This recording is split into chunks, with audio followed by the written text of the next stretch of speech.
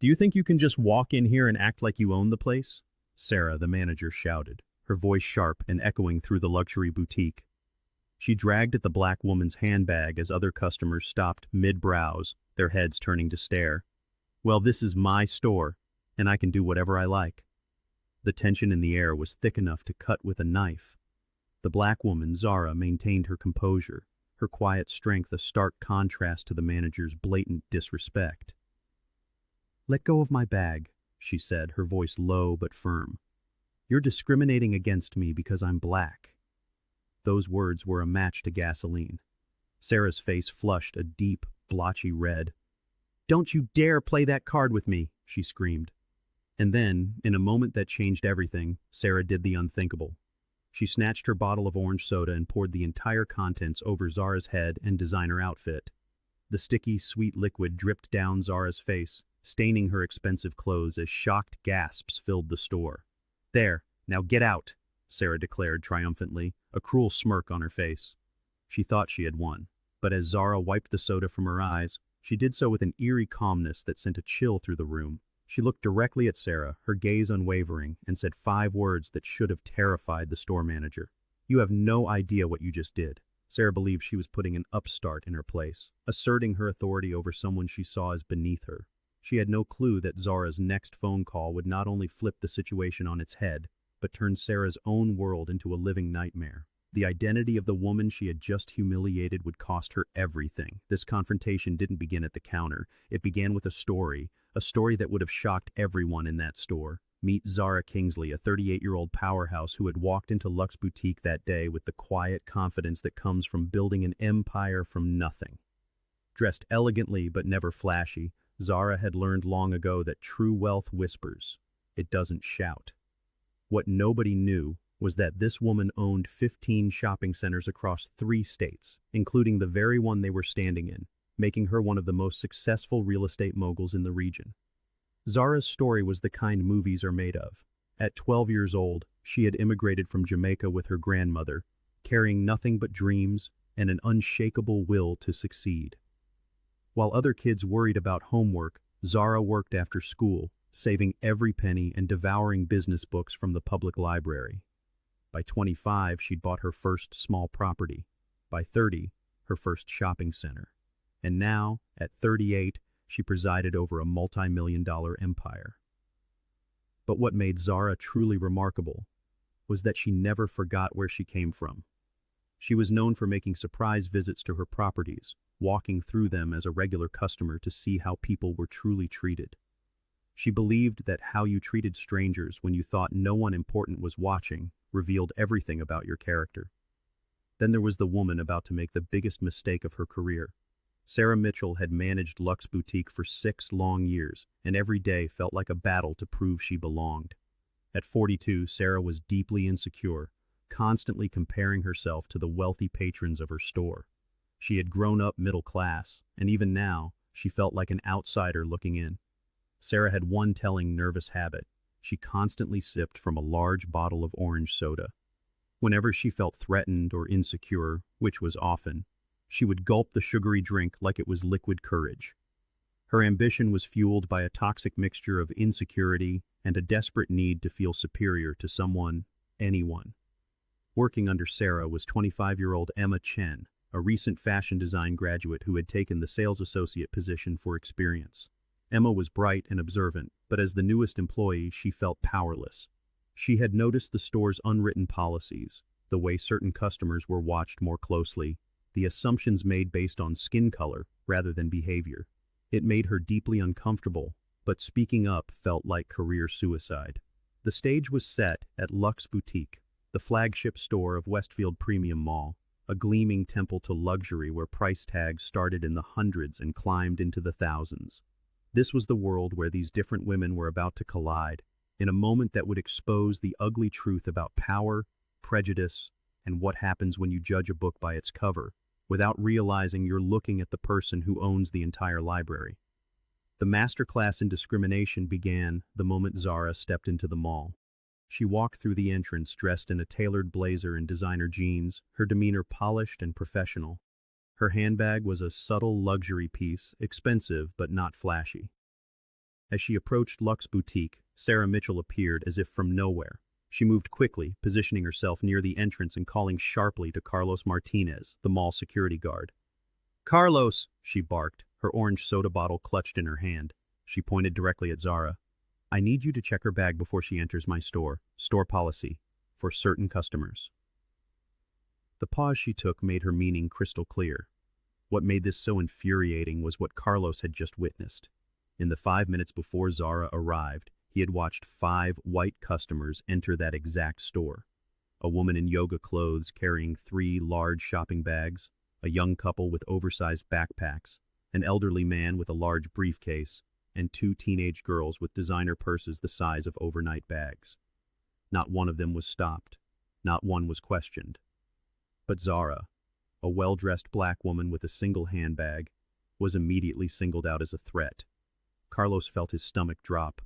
His military training had taught him to follow orders, but his moral compass was screaming. Still, he was bound by protocol when a manager made a direct request. He approached Zara with visible reluctance. "Ma'am, I'm sorry, but the manager has requested a bag check," he said quietly, trying to be as respectful as possible while Sarah hovered nearby like a predator. Zara looked Carlos in the eye and saw his conflict. "Of course," she said with dignity, opening her handbag despite the humiliation. Carlos found nothing but a wallet, keys, makeup, and a phone charger. "Everything looks fine," he said, handing the bag back with an apologetic glance. But Sarah wasn't satisfied. "Well, that's just the entrance check," she announced loudly. "We have additional security measures inside." Once in the store, Sarah's psychological warfare escalated. She cornered Emma Chen. "Emma," she whispered, though not quietly enough, "follow that woman, stay close and watch everything she touches." Emma's heart sank. This was the exact discriminatory policy that had kept her up at night. "But Sarah," she pleaded quietly, "she seems like a perfectly normal customer." "Did I ask for your opinion?" Sarah snapped, taking an aggressive gulp of her soda. "If you can't handle basic job requirements, maybe you're not cut out for luxury retail." Trapped, Emma reluctantly began to shadow Zara, who calmly examined the merchandise with the eye of an expert. As Zara ran her fingers along the fabric of a beautiful dress, Sarah positioned herself nearby, making loud comments for everyone to hear. "Some people just don't understand the value of quality," she'd announce, gesturing vaguely in Zara's direction. "You can always tell when someone is out of their element." Then, Sarah crossed a line from discrimination into criminal action. While Zara was absorbed in examining an intricate beaded dress, Sarah saw her chance. Pretending to organize a jewelry display, she carefully selected a $400 gold bracelet.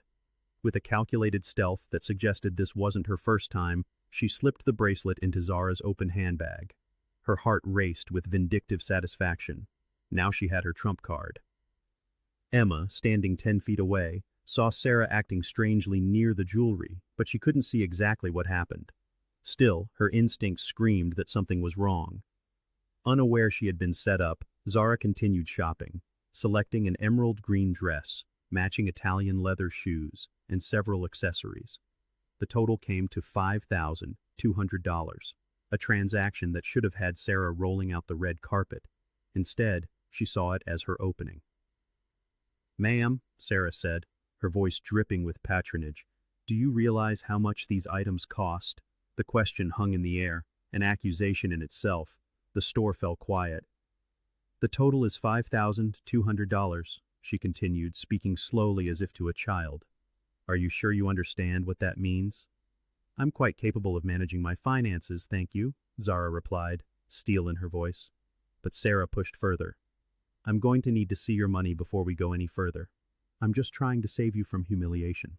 All the while, she kept glancing at Zara's handbag with a knowing smirk. When Zara presented her Black American Express card, Sarah's eyes lit up. She examined it with exaggerated suspicion. "This doesn't look right," she announced loudly. "The numbers seem off. I'm going to have to verify this card isn't stolen." In a stunning display of public humiliation, Sarah called the credit card company on speakerphone, loudly referencing fraudulent activity and identity theft. "Yes, I have a customer here trying to use what appears to be a suspicious credit card," she said, her voice carrying across the silent store. Even when the transaction was approved, Zara refused to back down. "Computer errors happen all the time," she muttered, her confidence unshaken. Because she knew she had an ace in the hole, sitting right there in Zara's handbag, waiting to be discovered. This was the moment Zara decided to spring her diabolical trap. The credit card had been approved, and if Zara left now, the opportunity would be lost. Zara's hand trembled with adrenaline as she prepared for the performance of her life. Taking one last nervous gulp of orange soda, her face twisted into a mask of fake realization. "Wait a minute," she exclaimed, her voice ringing through the now silent store. Every head turned. She pointed a dramatic, trembling finger at Zara. "I saw you. I saw you put something in your bag from the jewelry section." You could have heard a pin drop. "You took that gold bracelet." Zara's voice grew louder, more theatrical with each word. "I saw you slip it into your purse when you were pretending to examine those dresses." The accusation was so specific, so detailed, that doubt began to creep into the minds of the other customers. Zara's face was a portrait of genuine shock. After an hour of enduring systematic humiliation, she was now being accused of theft. "What?" she stammered, her voice filled with disbelief. "I haven't taken anything. This is ridiculous." But Zara was fully committed to her lie. "I'm going to need to search your bag immediately," she declared, her voice filled with false authority. "It's store policy and I know what I saw."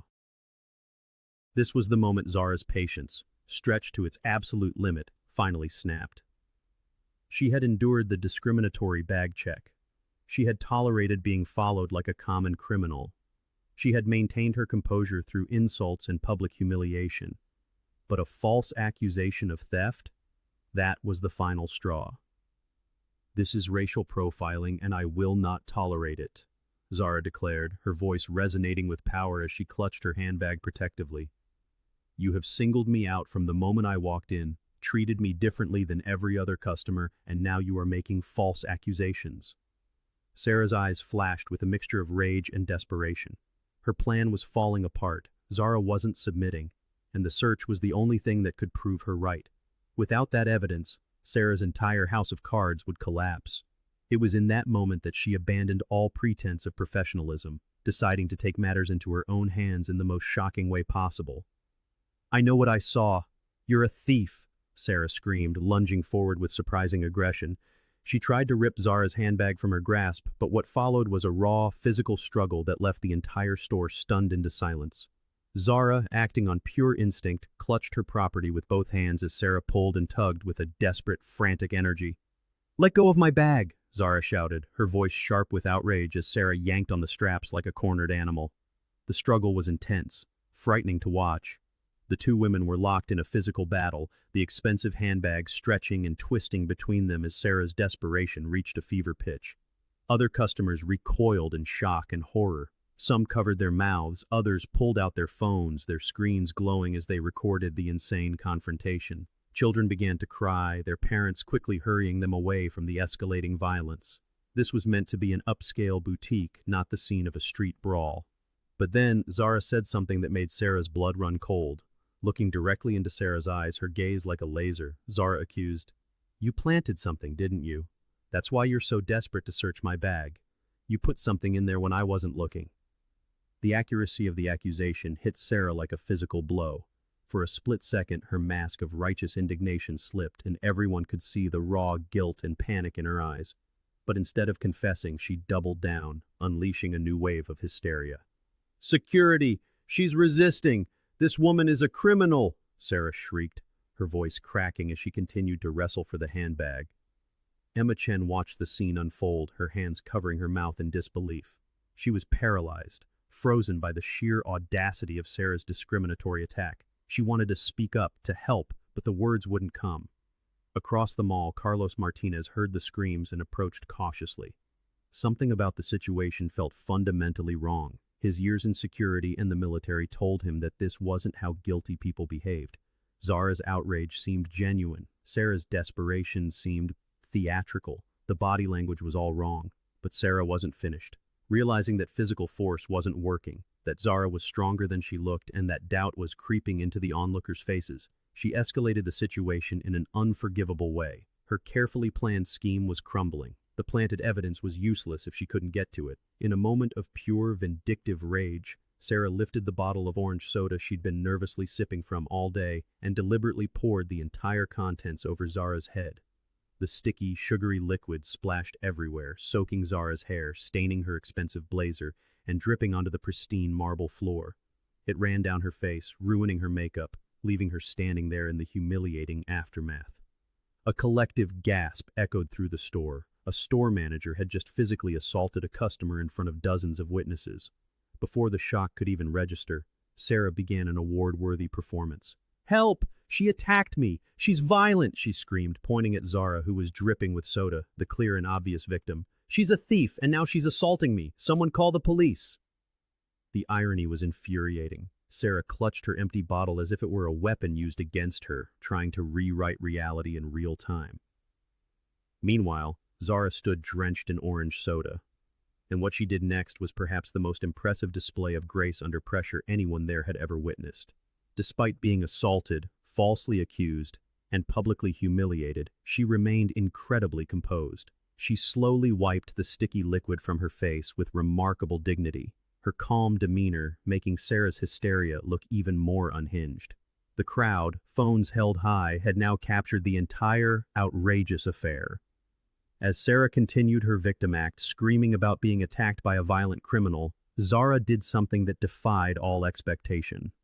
Instead of screaming back, she reached into her purse with a steady hand and pulled out a small packet of tissues. She began to quietly clean the mess from her face, her movements deliberate, almost meditative. Then, with that same eerie calm, Zara reached back into her handbag and pulled out her phone. Her hands weren't shaking. She showed no signs of panic. It was as if she had ice water in her veins. Carlos Martinez had finally reached the scene. Zara immediately pounced. "Carlos, thank God! Check her bag, she stole a gold bracelet. I caught her, and then she attacked me," she shrieked, pointing frantically between Zara and her own clothes. But while Zara was busy performing, something extraordinary was happening just a few feet away. Zara had dialed a number, and her voice, calm and professional, cut through the chaos like a knife. "Hi, Marcus," she said. "It's Zara. I'm at Westfield Premium Mall. Yes, our newest acquisition." The word acquisition hung in the air. Emma Chen, standing nearby, tilted her head in confusion. "What did that mean?" Zara continued, her tone that of a CEO discussing quarterly reports. "The Luxe Boutique, specifically. We have a significant management problem that requires immediate attention." Zara, still ranting at Carlos, was completely oblivious. "She's a thief. I saw her with my own eyes." Carlos, however, was starting to hear pieces of Zara's conversation, and it was making him deeply uneasy. "I understand you want me to search her bag," he said slowly to Zara, "but I need to assess the full situation." "Of course," Zara said, her confidence sky high. "She took it from the jewelry counter. I was watching the whole time." Meanwhile, Zara's call continued, each word sending a quiet chill through those who could hear. "I need you to contact our legal team in the mall's corporate office immediately. We're going to need documentation." Our legal team. The phrase made Emma's stomach drop. Who was this woman? Carlos heard it too. His security training was screaming at him that something was very, very wrong. Real thieves didn't talk about corporate offices. "What are you waiting for?" Zara snapped at him, her patience gone. "Check her bag. You'll find the bracelet." But then, Zara delivered the final, cryptic piece of the puzzle. "Also, pull the employee files for this location," she said into her phone. "We'll need them for immediate termination proceedings." Immediate termination proceedings. The words hit Emma like a punch. At the same time, the name Zara had used on the phone finally clicked in Carlos's memory. "Emma," he whispered urgently. "Did she say her name was Zara?" Emma nodded, her eyes wide. "Zara something. She's talking about terminations." "Carlos, who is she?" A chill ran down Carlos's spine as fragments of company emails and industry news began to connect in his mind. "I think," he started, then pulled out his own phone. "Emma, Google, Zara Kingsley Business Acquisitions." Emma's fingers flew across her screen. What she found made her gasp out loud. Her eyes widened as she stared at the search results, then looked up at the woman covered in soda, then back at her phone. "Oh my God," Emma whispered. "Carlos, do you see this?" He leaned over her shoulder. There, in multiple business articles, was a photo of the exact same woman. The headlines told a story that flipped their entire world upside down. Real estate mogul Zara Kingsley expands mall empire. Luxury mall chain sold to Kingsley Development Group. Then Emma pointed to an article from the previous month. Carlos read the headline and felt his knees go weak. Kingsley Properties acquires Westfield Premium Mall in multi-million-dollar deal. The realization hit them both like a freight train. The woman Sarah had discriminated against, stalked, falsely accused, and physically assaulted, was the new owner of the entire mall. She was Sarah's boss's boss's boss. They looked at each other in absolute horror, then slowly turned to Sarah, who was still demanding they search the bag, completely oblivious that her world was about to be utterly destroyed. What happened next was the moment that would be talked about in that mall for years. Zara finished her call, slipped the phone back into her handbag, and turned to face Sarah directly. She looked her straight in the eye, and in a voice so calm and authoritative it silenced the entire store, she spoke. "I own this mall," Zara said, each word a hammer blow. "I own your store. I am your employer." A dead silence fell over the crowd. Sarah's confident expression crumbled. Her face cycled through confusion, disbelief, and then pure, panicked terror. "That's impossible," she sputtered, her voice cracking. "You're lying. There's no way you could own this mall. Look at you." Even then, in her panic, the racist assumptions that fueled her actions slipped out. But Zara wasn't finished. "Check my ID if you don't believe me," she said calmly, reaching into her handbag. "Then check the bracelet you planted in my bag when you thought I wasn't looking." That second sentence was the final, devastating blow. Sarah's face went white. She knew. The crowd gasped as the truth dawned on them. This wasn't just discrimination. It was a criminal act. Zara continued, her voice the calm instrument of judgment. "Her employment is terminated, effective immediately, for assault, discrimination, and planting evidence to frame a customer." The words, "you're fired," had never carried such weight. Sarah's world was disintegrating in real time in front of dozens of witnesses, but she wasn't ready to accept it. In a last, desperate attempt to save herself, she began backtracking frantically, her voice rising to a pathetic shriek. I thought I saw. This is all a misunderstanding," she stammered, her eyes darting wildly through the crowd, searching for a single face that might offer her an ounce of support. But none was forthcoming. The faces staring back were cold, their silence a verdict in itself. Then, a voice cut through the tension. It was Emma Chen. She had been watching the scene unfold with a dawning sense of horror, but now she found her courage. "Sarah," Emma said, her voice clear and strong enough for everyone to hear, "I saw you near the jewelry section. You were acting strange, secretive. Now I understand why." Emma's testimony was the final, devastating blow. Here was her own employee, confirming her suspicious behavior at the very counter in question. The pieces clicked into place for Carlos Martinez. The friendly store guard vanished, replaced by a professional whose training took command. He stepped forward, his demeanor all business. "I'm going to need to review the security footage," he announced, his voice leaving no room for argument. "Immediately. If evidence was planted, the cameras will show us exactly how and when."